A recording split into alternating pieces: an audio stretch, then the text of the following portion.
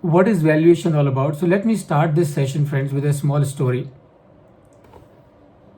to highlight as to what is valuation all about.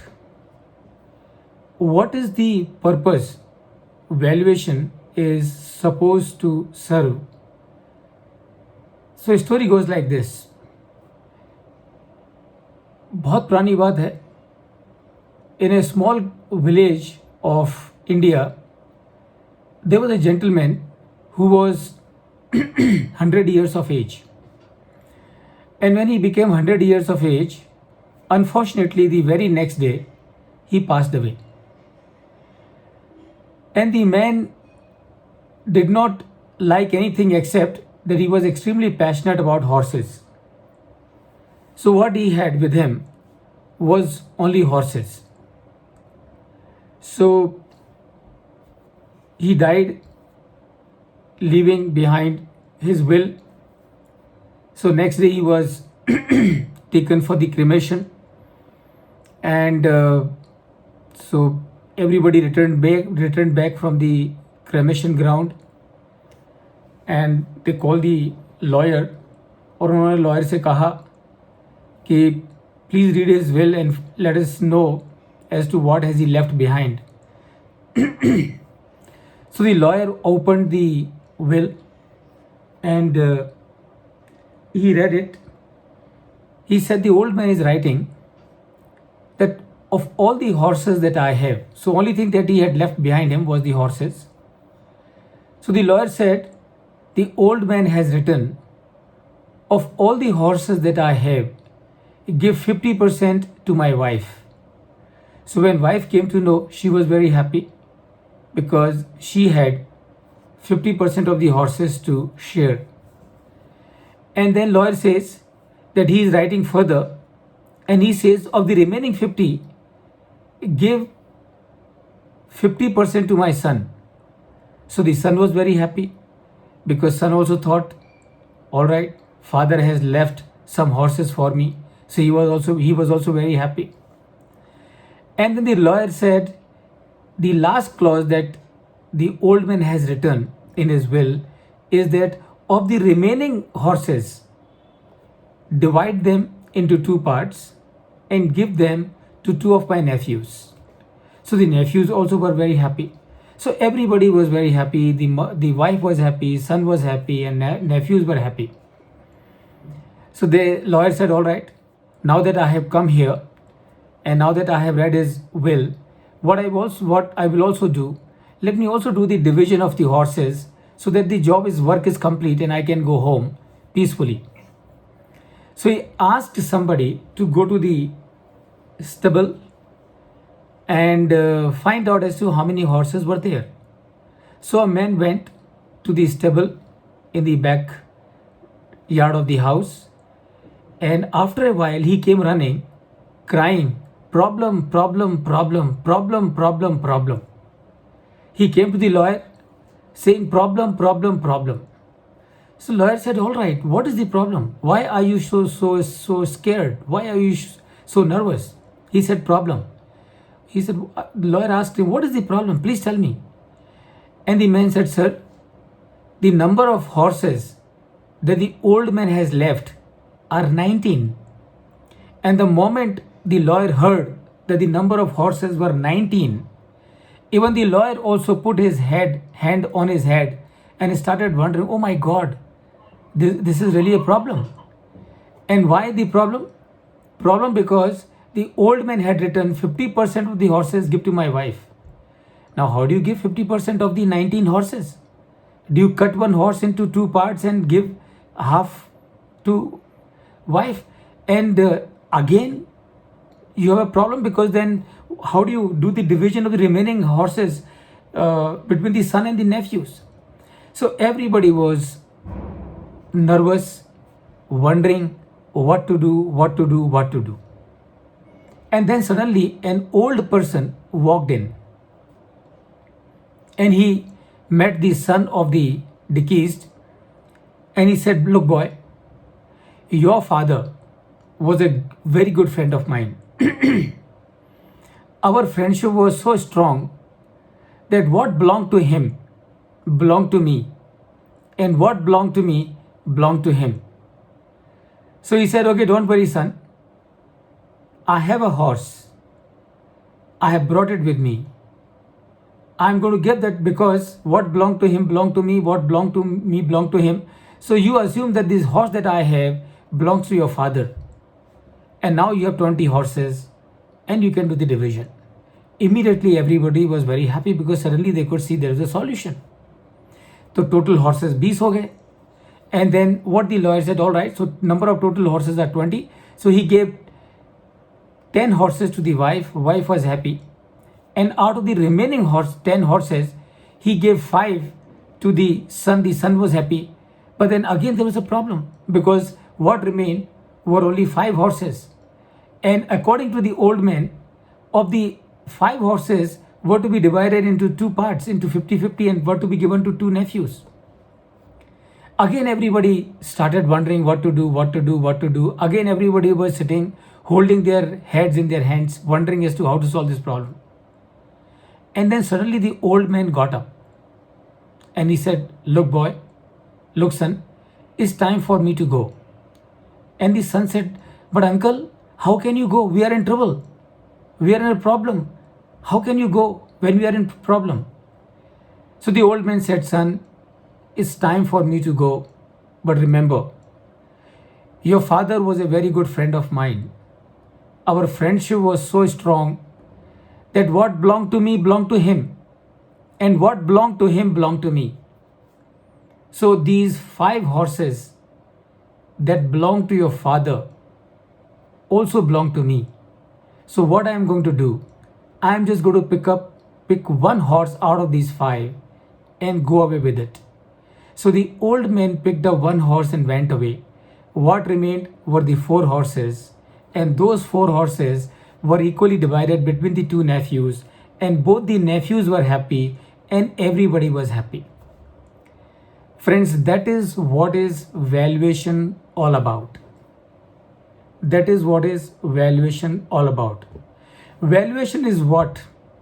Valuation is use of number. Use of number for what? Use of number for the purpose of taking decision. Use of the number for the purpose of solving a problem. And that is, friends, valuation is all about. And that is what all of us need to remember all the time, every time, that whenever we are doing valuation, what the valuation is all about. Valuation is not about the Excel sheet that we work in. Valuation is not about the report that we prepare. Of course, we have to prepare a report, no doubt about it. But that is not valuation is all about. Valuation is all about taking a decision. Valuation is all about using the numbers for the purpose of solving a problem. Now, the question that most people discuss is valuation an art or a science? Today in this session, friends, is going to be my endeavor to close this mystery forever. Because a lot of people say that valuation is an art. Some people say valuation is science. Some people say valuation is a scientific art. Some people say valuation is artistic science. So what valuation is? Is it really a science? Is it really an art? Or is it something else? Let us unravel that mystery today together in this session. So let me start with all of you. And please do take advantage of this opportunity. Of course, we have a very limited time, and therefore we will restrict our interaction. But at the same time, let me ask you, any one of you can reply. What is valuation? Is valuation a science? Anyone? Any one of you can answer. Is valuation a science?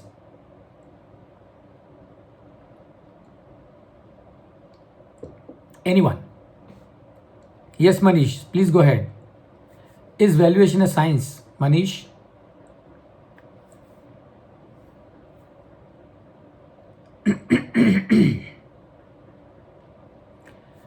Hello. Yes, please go ahead. Hello. Yes, please go ahead. Hello, can you hear me? Yes, I can hear you very clearly. Yeah, tell me. No. I want you to answer this question. Is valuation an art or a science? Well, it depends from the assignment to assignment. Okay. How does it So that depend on thing us? we need to check in a particular assignment. It depends on that.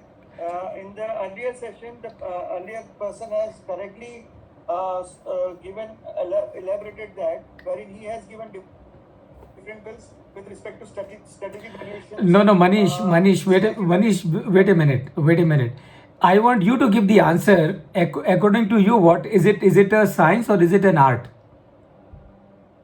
No, that's what I'm trying to say. It depends from the valuation to valuation. Okay. Where the All right. Okay. I got it. I got it, Manish. Is okay. I got it. So anybody else? Anybody else would like to answer? What is valuation? Is it an art or is it a science? And I want your original answer. I want the answer to come from your thought process. I do not want to have the borrowed answers, at least for this session.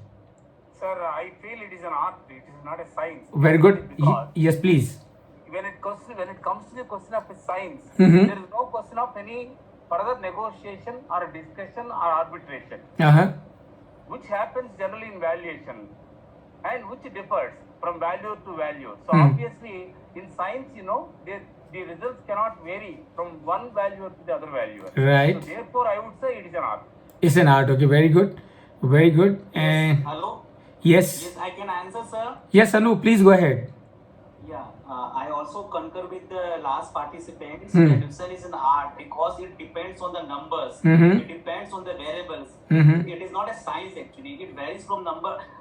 The basic the thing is that it is subjective one, right? Oh, yeah. So it all depends on the numbers. So in my point of view, it is a art only. It is not a science. All right, very good, very good. So Jignesh is saying it is science and an art both, and okay. So Jignesh, okay, you are saying it's both. Okay, anybody else? One last person.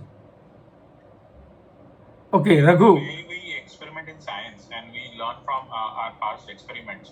Uh-huh. Same is true with evaluation as well. Okay. Because with every new evaluation assignment, we get to learn something, and there is certain underlying principles, like the way we have standards in valuation. Mhm. The same is true with science because there are certain underlying principles. Here we have standards, and again, every assignment is a different assignment, so it's art. So I can say it's both a science as well as art. Okay, so it's both science and art. Okay, very good.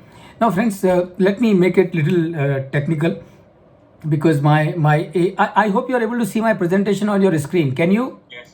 Okay, good. So now let us see, is valuation a science?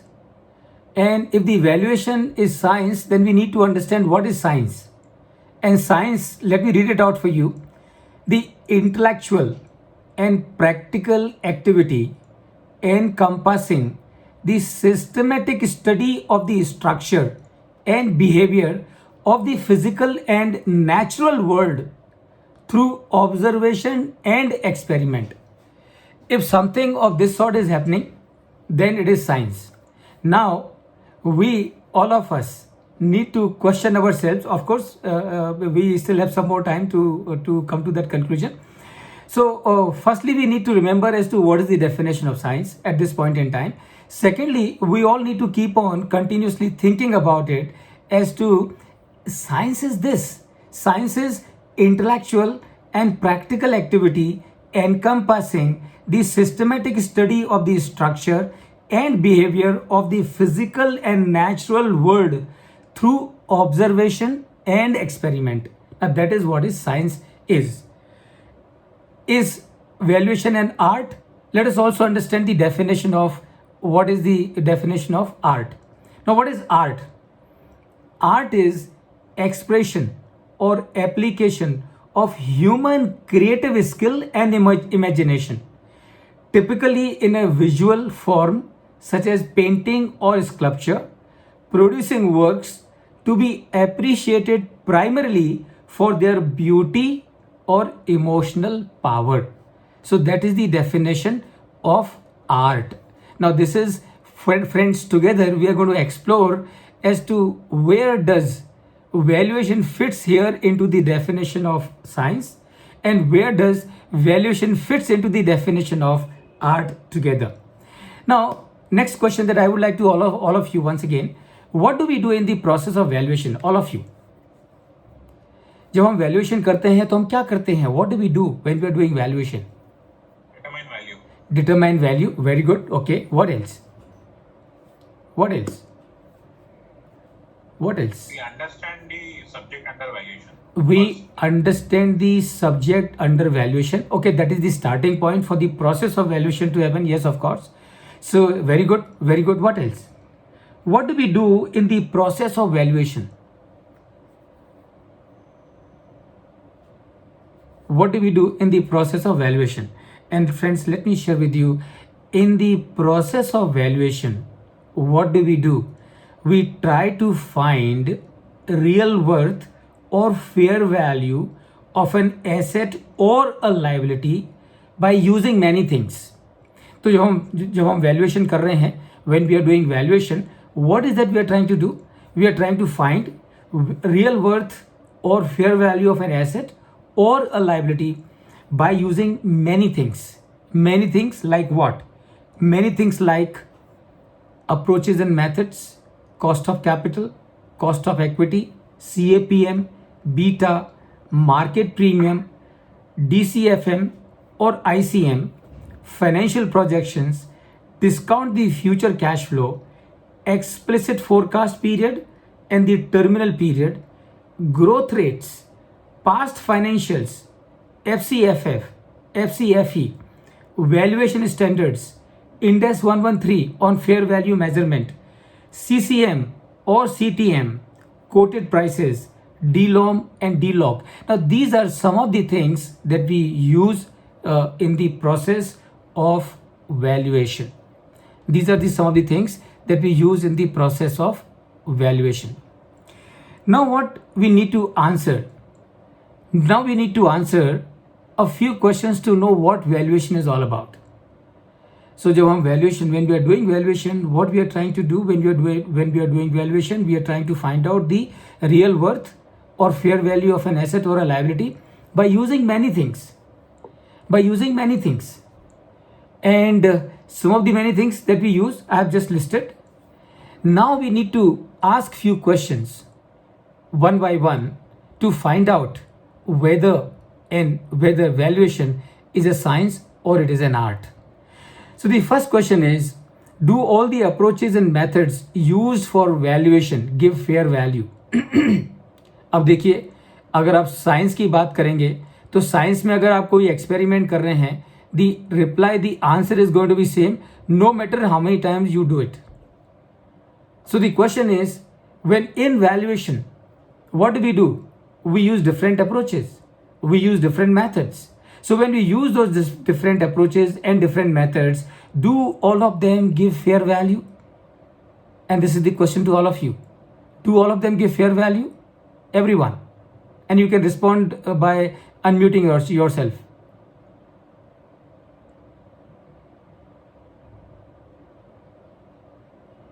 Do they give fair value, all those methods? No, not always. Not always. Not always. Okay, not always. So that means sometimes all of them give fair value? Yeah, it can be possible. Can be possible. Okay, very good. Very good. Now let me tell you, friends, the question number one, do all the approaches and methods used for valuation give fair value? And the answer is no. The answer is no. All the methods and all the approaches that we use in the process of valuation, they only give a value. They only give the value. You and I, as a professional valuer, convert that value into fair value by taking into account lot many other factors. That's question number one. Question number two, does CAPM give you an exact cost of equity? Anyone? So when you are using CAPM, obviously, when we are using discounted cash flow method, we have no choice but to use the projected cash flow. And if you have to use the projected cash flow and if you are trying to find out the value of an equity, then obviously we also need to know as to what is the WACC. And if we need to know what is the WACC, we need to use the CAPM to find out what is the cost of equity. And my question to all of you is, does CAPM give us exact cost of equity? Anyone? Yes. Okay, yes. Now let me tell you, friends, how can you say the CAPM is giving you exact cost of equity? How can you say? Why? Because you will know that this is exact cost of equity when you know what is the cost of equity. Because unless and until you can compare the number arrived using CAPM of cost of equity with the exact cost of equity which is otherwise available with you, you will never be able to do that. So please remember, CAPM does not give us the exact cost of equity. CAPM does not give us the accurate cost of equity.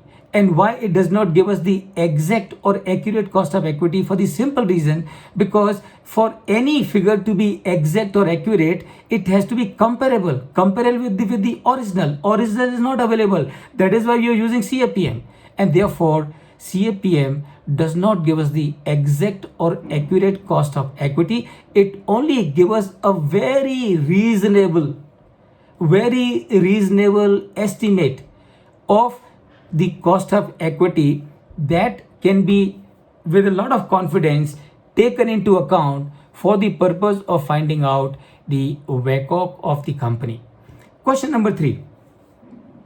Can beta be found in a manner other than picking up the return on index? So today, how do we find out a beta?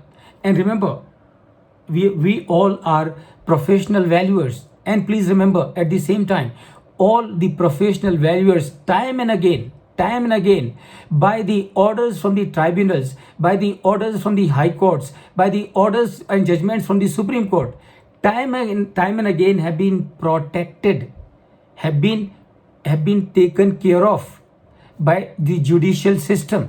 Saying what? Saying that as and when a valuation is done by a competent valuer following the prescribed methods and techniques, and so long as there is no blatant error or blunder in the computation of the valuation by such a competent valuer, then we as a court will never ever interfere in such matters. That is the kind of confidence that the courts have in this country in the professional valuers. And that is the thing that we need to remember. That means the court is trusting the professional valuers and their judgment. So only thing that has to be done is that the professional valuer, whatever he is doing, he has to do with full confidence and conviction. So if he is doing something with full confidence and conviction that he can stand for and substantiate later on, even the courts will stand by a valuation report done by such a valuer. And therefore, a question that I would like to ask all of you, that in case of a listed company, computation of beta is not a problem. And why it's not a problem? Because it's a company which is listed. So you can always compare the return on the listed company with the return on the index and find out as to what is the beta of this company. And we understand it very well that in case we are using the discounted cash flow method, we need to use the CAPM. And if we have to use CAPM, then we need to know the beta. So if a company which is not listed on the stock exchange, we still need to find out a beta. So generally, what do we do? Is we find out a company which is comparable, a company which is similar like the company of whose valuation you are trying to do, and you try to pick up the beta of this similar company or comparable company and use that beta as reference for the company for whose valuation you are doing. Now, which is perfectly fine, accepted. My question is, can beta be found in a manner other than picking up the return on index? Is that possible? And I am talking about for a company which is unlisted, for a company which is private limited. So obviously, since this company is unlisted, this company is private limited, obviously its return cannot be compared directly with the company, with the index, and return on the index. Then is it possible to find beta? And in my view, friends, answer is yes. And why the answer is yes? we need to go into deeper into it. Now, why do we need beta? We need beta because we want to find out the cost of equity, and we want to find out a cost of equity which is reasonable, about which we can be confident. So how do we do it? Risk-free rate of return is available on 10-year Government of India bonds. Whatever is the interest rate available or return available on those bonds, that can be simply picked up as the risk-free rate of interest. Now, what do we need now? The next figure that we need is beta. Beta is not available. So one way of doing it is what we have been doing. There is another way that one can try to find the beta. And how is that? And please pay attention. What is beta? Beta is an indicator of risk a company carries. So what are the factors that would contribute to the risk of a company? The factors that would contribute to the risk of a company, things that come to my mind immediately. We can of course expand this list further so as to buttress it further. So the first factor that would be an indicator of risk of a company is its current ratio. What is the second factor? The second factor of risk of a company is the debt equity ratio. And the third factor that can be considered as the risk is the break-even point. So likewise, can we do it this way? Likewise, we identify all such risk factors, list them down, and find out what are the norm with respect to these key indicators of risk. Say for example, current ratio ideally must be 1.33. Debt equity ratio ideally must be 2:1 or should not be more than 2:1. The break-even point should be 40%. The gross profit ratio should be 40%. Now, I'm just giving you these numbers not as a holistic number. I'm just suggesting that these numbers or numbers like these can be picked up. So what you do, you list down 5-10 such factors that in your view are indicator of risk of a company. Do some research of the companies in that industry for which your company belongs and for which you want to do the evaluation. So find out all the companies put together or most of the companies put together in that industry. What are the norm generally of all these parameters? So what you do, you list down these standards. And based on this, what you can do, you can assume that if these indicators are within this range or are at as what you have come to, that means this company has a beta of 1. But if these numbers are varying upwards or downwards, that will have an impact on the beta of this company. For example, if the debt equity ratio of a company is 2:1, you can assume that the beta of this company is 1. But if the debt equity ratio of this company is 3:1, then you can decide and document it that beta of if the debt equity ratio is 2:1, then beta must be 1. If debt equity ratio is 3:1, that means beta of this company must be increasing by 20 basis points, 30 basis points, 10 basis points, or whatever in your judgment. Likewise, look at the gross profit ratio. So gross profit ratio, let's say ideally minimum should be 40% or 60%. So you can link the gross profit ratio with beta. You can link the current ratio with the beta. You can link EBITDA margin ratio with the beta and find out your own index, and based on that you can come out a very confident number that if these parameters are taken into account, that this becomes the beta of this company. So like this, it is possible to build your own beta index and use it. Only thing is, we should be able to justify it. Justify based on what? Justify based on the data that we have gathered and we have collected. Now, The next is it necessary that cost of equity should be determined by using CAPM only? CAPM is one method to find out the COE. There are other established methods of finding out COE, but can you design your own method to find out the cost of equity? And the answer is yes. And how is the answer yes? Because you have the risk-free rate of return. You now have the beta also. Now what you need, you only need the market premium. You only need the figure of market premium. And now please pay attention. Can you find out the market premium for different industries by yourself? Just think of it. So what you do, list out 20 industries or 17 industries that we have in the economy, or all the industries that we have in the economy. List them down on a paper or an Excel sheet. And now using your judgment, think that if I invest my money into telecom industry today, how much is the risk premium that I must get? If I invest the same money into infrastructure industry today, how much should be my extra premium that I must get, market premium that I must get? How much should it be for the pharma industry? How much should it be for the FMCG industry? How much should it be for the steel industry, mining industry, or financial industry?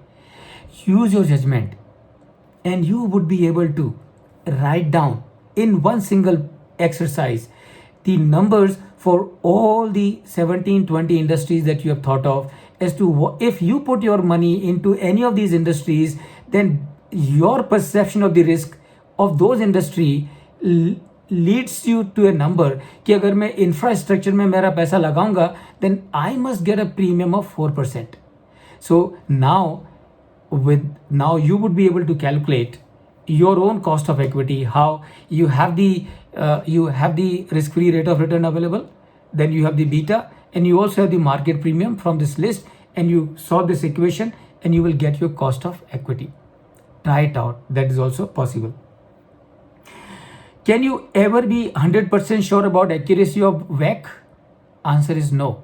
And why the answer is no? Because the two of the components in computation of WACC, one is your cost of capital, which is perfectly fine. Computation of cost of capital's accuracy can never be doubted. But cost of equity is always a big question mark. So when I say big question mark, that means you can never be sure that the cost of equity that you have computed is 100% accurate. And why you cannot be sure that it is 100% accurate? Because you do not have a reference point.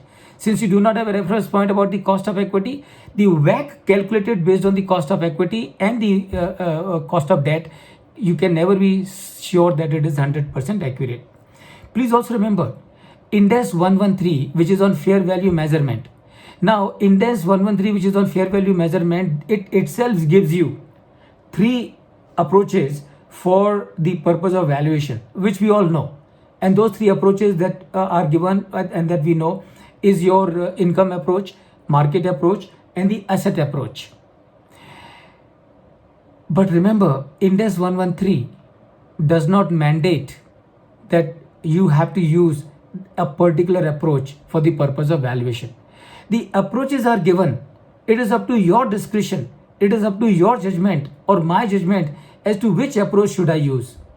Ind AS 113 not only gives us 3 approaches for the purpose of valuation without mandating as to which one is to be used. Ind AS 113 also gives you a hierarchy of the fair value. And what is the input hierarchy for the fair value? Input hierarchy for the fair value as per Ind AS 113, level 1 input is your quoted price. Level 2 input, observable data. Level 3 input, unobservable data. What does it mean? It means if you are doing valuation of an asset or a liability which is listed on an exchange for which a quoted price is available, you have no choice but to use the quoted price for the purpose of valuation of that asset or that liability. Then it gives you a choice in terms of level 2 and input level 2. And what is level 2 input? Level 2 input is observable data. So that means in case if the quoted price is not available, then what do? You can go for the observable data. That means that's where you pick up a similar company or a comparable company and use the numbers of a similar company or a comparable company for the purpose of finding value of this company or whose valuation you are trying to do. And what is more important is the level 3 input. And what is level 3 input? Please remember, we are discussing is valuation a science or is valuation an art? That is what we are discussing. So what is the level 3 input as per the Ind AS 113, which is on fair value measurement? Level 3 input as per the Ind AS 113 on fair value measurement is that in case if you do not have observable data also available for the purpose of valuation, then what you do? Then you create unobservable data. That means use some information, use some input which otherwise are not available in public domain. So that means what? That means please remember, when you are using the discounted cash flow method, are you using input 1, label input, label 1 input? When you are using the discounted cash flow method? Of course not, because label 1 input is quoted price. And you are not using quoted price for the purpose of valuation. And why you are not using quoted price for the purpose of valuation of this business? Because this business is not listed. Then what you do? The second choice is you are using discounted cash flow method. Are you using observable data? And the answer is no. And why the answer is no? Because what you are using is the projected cash flow. Projected cash flow that you are using, is it available in the public domain? Is it a public data or is it a private information of your company? It is only a private information of your company. That means it is not even labeled to input also. Then what it is? Then it is level 3 input. And level 3 input is what? It is unobservable data, unobservable information. And remember, what we are discussing is science or it is an art. And art, what you are doing is you are using here something which is not observable, which is not even quoted also, but for the purpose of valuation you are doing using the unobservable input. And please remember, across the globe, leaving aside the listed entities, the most frequently used method for the purpose of valuation is the discounted cash flow method. And in case of discounted cash flow method, you are not using observable data, you are not using the quoted price, and still you are trying to find out the valuation. Next question is, in making financial projection, are we projecting the future of the business? All of you, anyone can respond to this. In making finance, जब आप DCM method use कर रहे हो, when you are using the discounted cash flow method for the purpose of finding value of the business that you are trying to value, are you, when you are making the projections, are you trying to project the future of that company? Anyone? Yes, of course. Sure? Are you sure about it? Yes, based on the future only we project, we business activity, we estimate the projections, no? The business modalities, the deliverables, the business model, all that comes into picture. No? Let me change this question slightly. So what you are saying is that, or are you saying that when you are trying to project the future cash flow, what you are saying is you are trying to forecast the future? Are you forecasting the future, or you are trying to arrive some reasonable number based on the situation which is prevalent today about your company, and you want to arrive at these reasonable number so that you are able to arrive at a reasonable figure of value of this company so that you are able to take a decision? And remember, when you and I are doing the financial projections, please remember, it is only financial projections. It is not financial forecasting. We are not forecasting the future. You and I know for sure that the valuation, the financial projections that we are using today for the purpose of valuation, even if you go back, and even if you go back just 1 year back, एक साल पहले अगर आपने कोई valuation किया है, उसके लिए आपने जो फाइनेंशियल प्रोजेक्शंस बनाए हैं, just compare those numbers with the actual number of the very first year or second year, and you would see there is a big difference.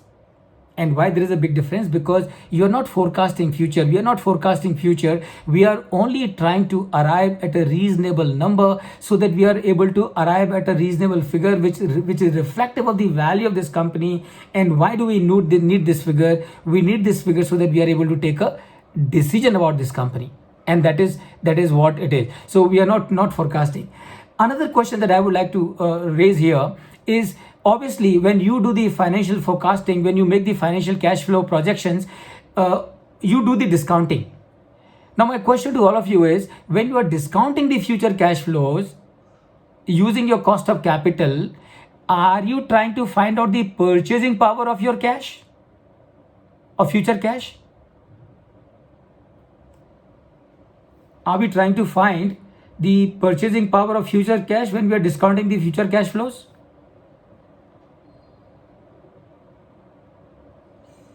And the answer is no.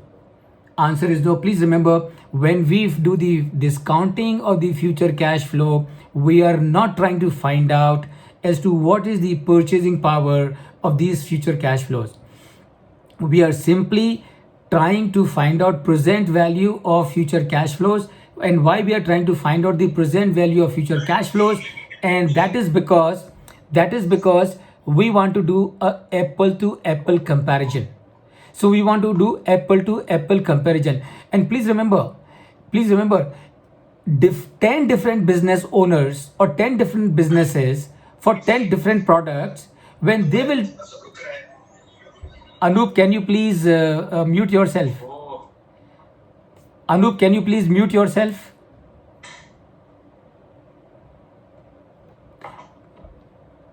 So remember, 10 different people trying to discount cash flow for the same business, they will come out with different intrinsic values. And why they would come out with different intrinsic values? Because 10 different people are highly unlikely to have the same cost of equity or the same cost of capital. So the cost of capital will vary from person to person, industry to industry, company to company, geography to geography. And therefore, when we are trying to discount the future cash flows, we are not trying to find out the purchasing power of the future cash flow. We are only trying to find out the present value of the future cash flow for a given business or a given business owner or given set of owners. Because if we have to find out, and please pay attention, if we have to find out the purchasing power of future cash flow, then what we have to use for the purpose of discounting? Then we have to use for the purpose of discounting not the cost of capital but the rate of inflation. And remember, the rate of inflation will be same for everybody. So rate of inflation in this country will be same for 140 billion people. But the cost of capital for 140 billion people is going to be different. And that is what we need to remember. And I will just take one last question. And then of course we will come to can decrease in current ratio be considered as a good sign? Anyone? Can decrease in the current ratio? I am doing valuation of a business, and when I am analyzing the business's financials, I realize that the current ratio of this business was 1.5 and it has come down to 1.1. Can this be considered as a good sign? Or let me give another question. If the debt equity ratio of a business is 3:1, normally it should be 2:1. Can this debt equity ratio, which is 3:1, still be considered as good? And remember, answer to both these questions is yes. And why the answer to both these questions is yes? Because the current ratio, if it is coming down, and if the business is making profit, and if the business is taking care of all its obligations on time, and that it would, because you are making profit, so you would obviously be able to take care of all your obligations in time. So if a business is able to take care of its obligations in time, if the current ratio is decreasing from 1.5 to 1.1, remember, it is a good sign. And why it's a good sign? It's a good sign of operational efficiency. And that is what we need to remember when we are looking at the valuation. Debt equity ratio is 3:1. Normally it should be 2:1. Is 3:1 a good debt equity? Can be considered to be a good debt equity ratio? And the answer can be yes. When the EBITDA of a business is very strong, the demand for the products of the company is very strong, and in that case, it is in the interest of the promoters and the owners to use a high leverage. And why high leverage? Because over the life of the debt that they have taken, they are confident as far as the demand is concerned. They are confident that as far as the demand is concerned, and therefore they are also confident that the EBITDA is going to be very strong. And please remember, there is no relationship, not much relationship between the debt and equity and the borrowing.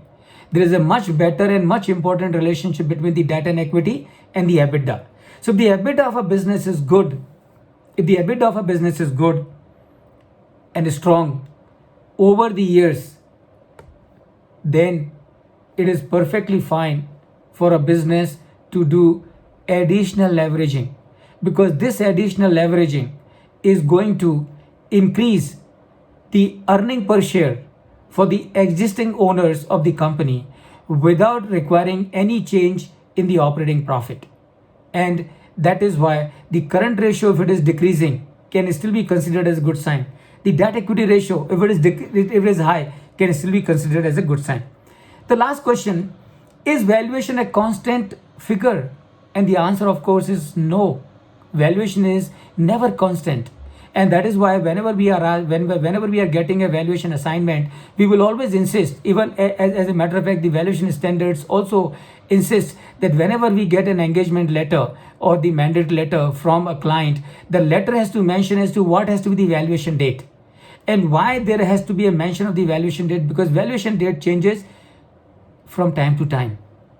It literally changes from time to time. In case of listed assets, it even changes second to second. So that is what we need to remember. Now friends, let us do the analysis further. In this background that we have just discussed, let us do a reality check. Let us do a reality check. And a reality check about what? A reality check about the valuation being science. So what are the characteristics of science? Number one, the intellectual and practical activity. Agreed.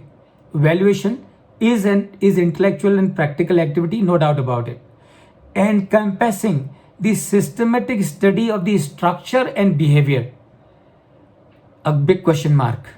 Are we doing a systematic study of any structure or behavior? The answer is no. Of the physical and natural world? The answer is no. Through observation and experiment? Answer is no. And therefore, friends, in my view, valuation is not a science. Is it an art? Let us do further analysis. What is art? Art is expression or application of human creative skill and imagination. What is art? Art is expression or application of human creative skill and imagination. ठीक है, ये हम कुछ हद तक इसको मान सकते हैं, because when we are doing valuation, we are of course using our creative skill. Undoubtedly, as a matter of fact, valuation offers you lot of opportunity of using your creativity and imagination. As a matter of fact, it is expected of us that we use creativity and imagination when we are doing the valuation. Typically in a visual form such as painting or sculpture, not applicable. Producing works to be appreciated, not applicable. Primarily for their beauty or emotional power, not applicable. And therefore, friends, in my view, valuation is neither a science nor an art. Then what it is? So valuation is neither an art nor science. And what it is? It is simply, and please pay attention, because this is what holds a lot of value for us, for all of us. Valuation is simply an excellent and mandatory tool for corporate decision making. And that is what is valuation all about. So valuation is neither a science nor an art. Don't even look at it as a science. Don't look at it as an art, because if you look at it as a science, then you restrict yourself. When you look at it as an art, then you might go quite wild about it. So what it is simply an excellent and mandatory tool for corporate decision making. So हम जब आप valuation करते हैं, मैं valuation करता हूँ, what is the end product? What is the end outcome? The end outcome is based on the valuation that you do, based on the valuation that I do, based on the valuation that all of us do. our clients use those numbers for the purpose of taking a decision. And please remember, is it that the value that you put in the valuation report, your client is going to do the transaction at that amount only? And the answer is no. And the answer is no, because the valuation that you are giving, I am giving, all of us are giving, is only a reference point. A reference point for our client, for the corporates to do a decision making. So friends, this is what I thought that I must share with you. Valuation, in my view, is neither a science nor an art. It is a simply an excellent tool, mandatory tool for the purpose of decision making. Therefore, let us use it that way and maximize value for all. So with this, I come to the close of my session. A big thank you to all of you, and also to ICMAI RVO. Thank you. If there are any questions, I would be happy to take them.